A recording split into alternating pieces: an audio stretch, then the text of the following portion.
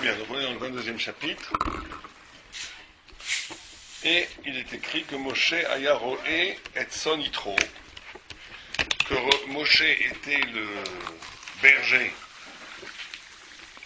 du bétail de Yitro, son beau-père, Khatono, Cohen Midian, qui était le Cohen, le prêtre de Midian.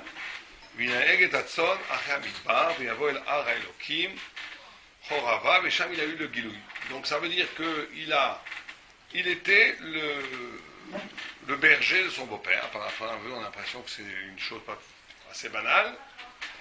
Et il a été au Midbar avec le bétail, et là il a rencontré la première révélation qui s'est passée sur Har Sinaï, où il y aura plus tard la révélation de la Torah, la plus grande révélation de tous les temps, le Gilui Ashrina, le Gilui à Torah, le Gilui à Emet de la Torah.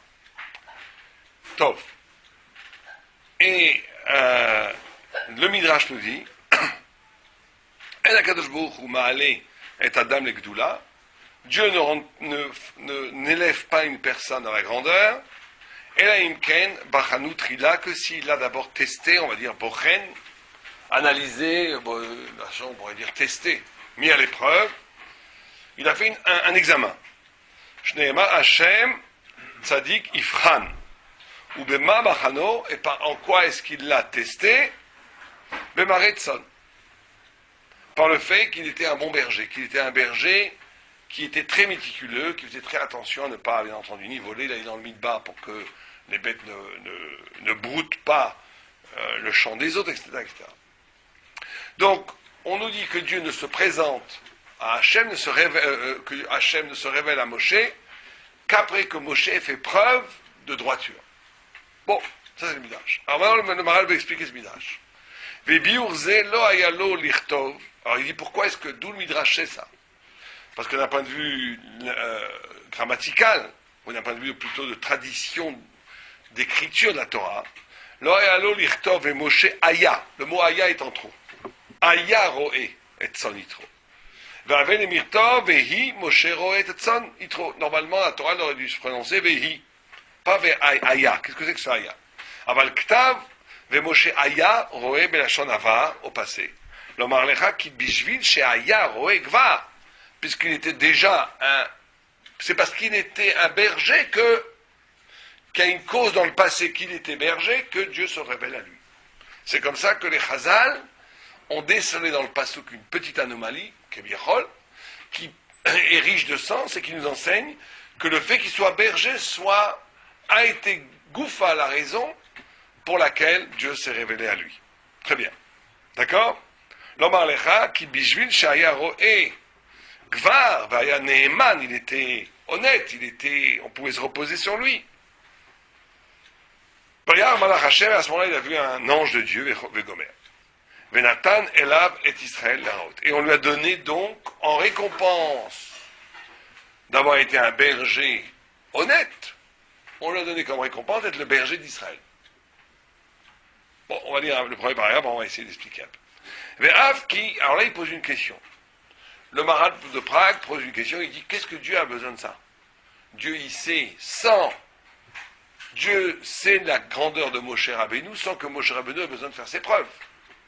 Pourquoi est-ce que Moshe Rabbeinu a-t-il besoin de faire ses preuves qu'il est honnête, pour que Dieu comprenne qu'il est honnête, pour lui donner une mission d'Israël? C'est ça la kouchia qu'a le Maharal de Prague. Oh.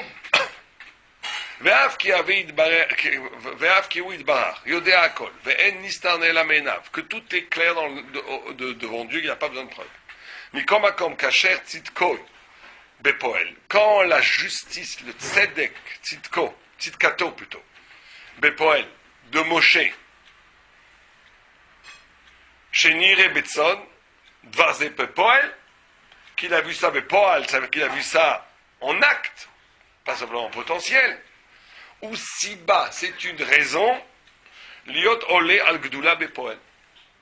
Comme il y a une raison en acte, il peut y avoir une grandeur en acte. On va essayer d'expliquer. Je vais juste d'abord lire et traduire. On va lire le premier paragraphe. Ou si bas liot olé al gdoula bepoel. Veim lo haya adavar shebachano. Et s'il n'y avait pas eu ce test de Moshe, Lo haya nimsa bepoel tzidkato, et qu'on n'aurait pas pu voir dans le réel, dans l'accomplissement, la justice de Moshe, Lo haya kan siba she'al yada yahale legdula bepoel. Il n'y aurait pas eu une raison effective pour que Moshe puisse arriver à la grandeur. Ki tzarich liot nimsa siba bepoel ve'az asiba poelet sheye nimsa gdula bepoel. Parce qu'il faut une raison, une cause en acte, pour que cette cause en acte soit la matrice, ce qui va générer le résultat qu'est la grandeur de Moshe. Qui kol davar, chaque chose, ou min Hashem, idbar, chaque chose vient de Dieu, bebina sheraou liot im tzidkato bepoel nimsa gdulato bepoel. Gamken, il dit que toute la hanaga de Dieu, c'est qu'il faut qu'on dévoile une raison qui justifie un don de Dieu. Bon. Ok. L'écart, Mirosh Bachano, au début il a testé, Vaya Nimsa Tzadik, Bepoel, Venimsa Gdulato Bepoel. Ou Beze et Turat Slecha. Et donc c'était une kushia qui était connue déjà à l'époque du Maral. Ou Beze et Turat Slecha. Masheesh Anashim, Mevakshim. Makshim. Il y a des gens qui posent des kushia. Al-Kol Nisayon Batora, pourquoi est-ce que vous avez du Nisayon? Pourquoi est-ce que Dieu a besoin de faire des Nisayon? Dieu il sait très bien qui est la personne, il n'a pas besoin de tester. Pourquoi il a besoin de tester? Il dit, c'est pas une kushia.